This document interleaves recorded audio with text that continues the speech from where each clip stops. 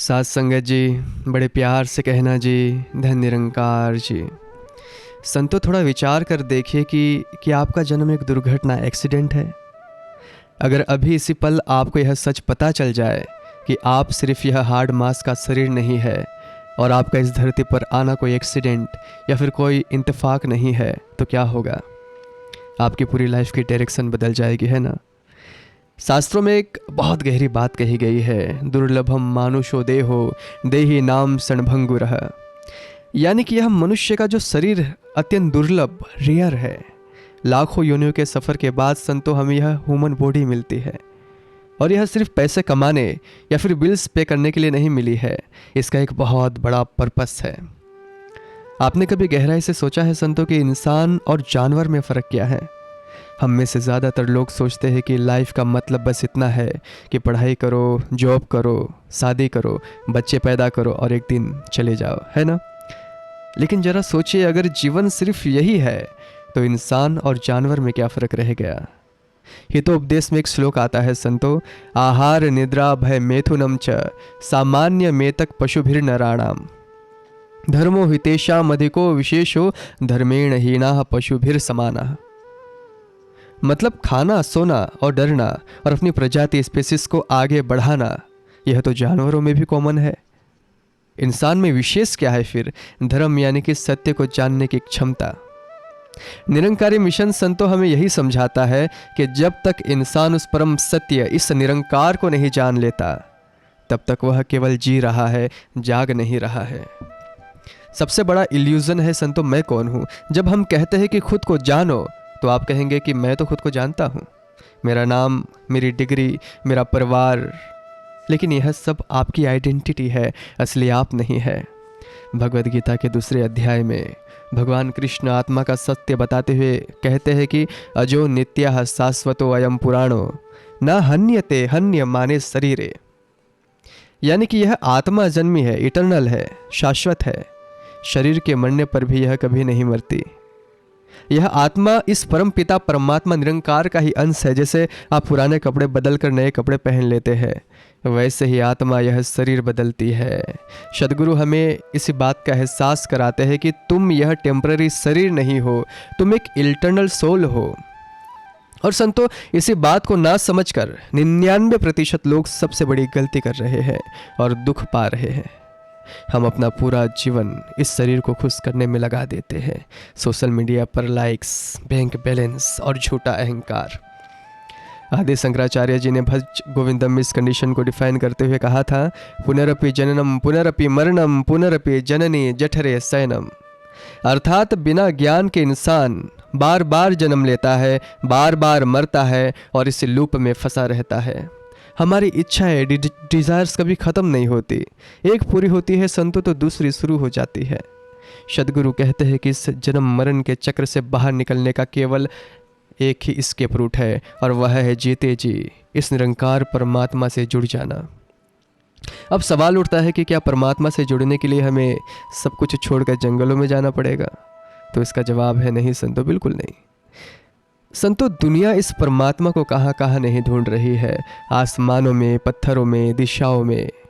लेकिन छांदोग्य उपनिषद एक बहुत बड़ी घोषणा करते हुए कहता है कि सर्वम खल्विदम ब्रह्म, यानी कि यह जो कुछ भी आपको दिखाई दे रहा है संतो, वह सब परमात्मा यानी निरंकार का ही स्वरूप है। निरंकार से ही निकला है। निरंकार कोई व्यक्ति नहीं, बल्कि एक फॉर्मलेस एनर्जी है जो जर्रे जर्रे में मौजूद है, हाजिर नाजिर है। जिस तरह पानी में रहकर मछली बाहर पानी ढूंढती है, वैसे ही हम निरंकार में रहकर उसे बाहर ढूंढ रहे हैं। सत्य को कहीं बाहर से इंपोर्ट नहीं करना है, बस अज्ञान की जो धूल हमारी आंखों पर पड़ गई है उसे साफ करना है। संतो, अब सवाल है कि यह धूल हटेगी कैसे? बृहदारण्यक उपनिषद की एक बहुत प्रसिद्ध श्रुति है, तमसो माँ ज्योतिर्गमयः। हे ईश्वर, मुझे अंधकार से प्रकाश की ओर ले चलो। लेकिन यह प्रकाश आएगा कैसे? यह प्रकाश आता है एक पूर्ण सद्गुरु के जीवन में आ जाने से। ज्ञान का मतलब सिर्फ किताबें पढ़ना नहीं है। निरंकारी मिशन हमें 3 प्रैक्टिकल रास्ते देता है, सेवा, सिमरन और सत्संग। और इनसे पहले ब्रह्म ज्ञान। जब आप निष्काम भाव से सेवा करते हैं तो आपका अहंकार टूटता है। जब आप इस निरंकार का सिमरन करते हैं तो आपका माइंड शांत होता है। और जब आप सत्संग करते हैं तो आप दुनियावी नेगेटिव से कटकर एक स्पिरिचुअल फ्रीक्वेंसी पर आ जाते हैं। लेकिन संतो, इस रास्ते पर चलने में सबसे बड़ा स्पीड ब्रेकर कौन सा है? आपका अपना मन, यानी कि माइंड। मन हमेशा इजी और अट्रैक्टिव रास्ता चुनता है। मन एव मनुष्य नाम कारण बंध मोक्षयो, यानी कि इंसान का मन ही उसके बंधन का कारण है और यही मन उसकी मुक्ति का भी कारण है। मिशन की भाषा में कहे तो जो इंसान मन के पीछे चलता है वह मनमुख है। वह हमेशा दुखी और भटका हुआ रहेगा। लेकिन जो सदगुरु के ज्ञान के अनुसार चलता है वह गुरुमुख बन जाता है। आपको अपने मन से लड़ना नहीं है, सिर्फ उसे ऑब्जर्व करना है। जैसे ही आप अपने मन के विचारों से खुद को अलग कर लेते हैं, आप देखते हैं कि आपके अंदर एक ठहराव, स्टिलनेस आ गया है। जब आप अपने मन के शोर, मेंटल नॉइज से परे जाते हैं तो आपको उस परम सत्ता का एहसास होता है। ध्यान से समझना संतो, यह कोई ऐसी शक्ति नहीं है जो आसमान में बैठी है और आपके प्रार्थनाओं का इंतजार कर रही है। कठोपनिषद में इस शक्ति का वर्णन करते हुए एक बहुत ही अद्भुत श्रुति आती है। अनोरणनीयाम महतो महियान आत्मसत जंतो निहितो गुहायाम, यानी कि वह परमात्मा छोटे से छोटे कण से भी छोटा है और बड़े से बड़े ब्रह्मांड से भी बड़ा है और वह हर जीव के भीतर और बाहर हाजिर नाजिर है। हम पूरी जिंदगी एक इल्यूजन, यानी कि भ्रम में जीते हैं संतों कि परमात्मा तो हमसे दूर है। हम उसे मंदिरों, तीर्थों और दिशाओं में ढूंढते रहते हैं। लेकिन निरंकारी मिशन हमें यह रियलाइज़ कराता है कि यह निरंकार एक फॉर्मलेस एनर्जी है जो हमारे आसपास ऐसे मौजूद है जैसे हवा या फिर स्पेस। ईश्वर का कोई आकार नहीं है। इंसान के मन की एक आदत है संतों कि उसे हर चीज़ का एक आकार चाहिए। हम ईश्वर को भी इंसानों जैसी शक्ल दे देते हैं।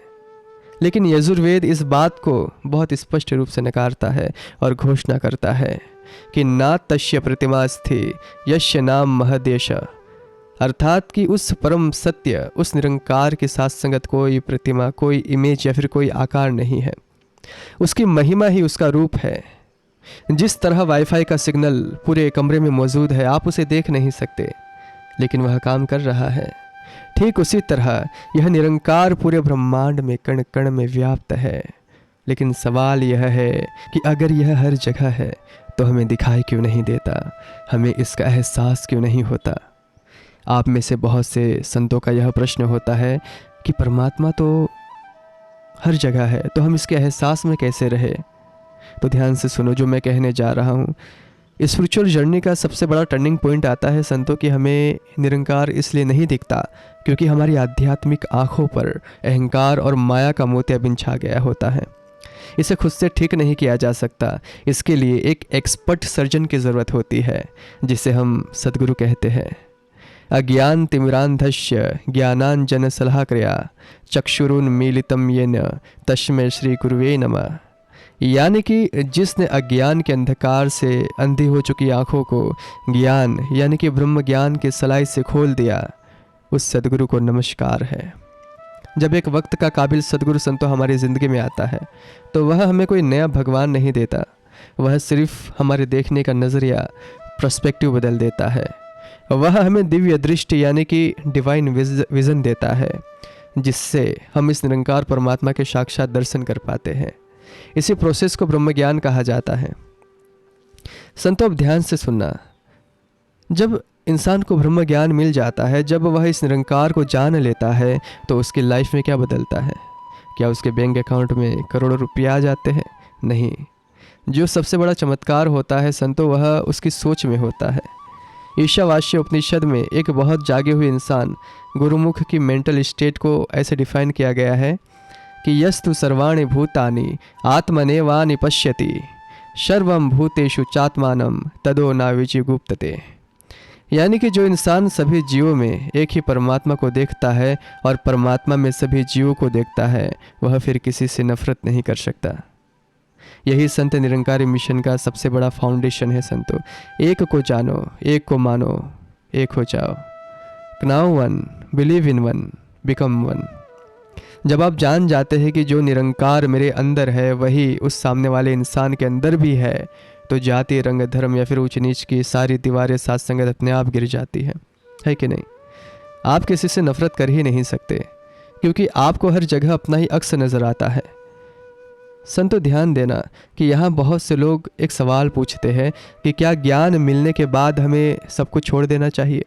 क्या करियर, फैमिली सब छोड़कर सन्यासी बन जाए? बिल्कुल नहीं।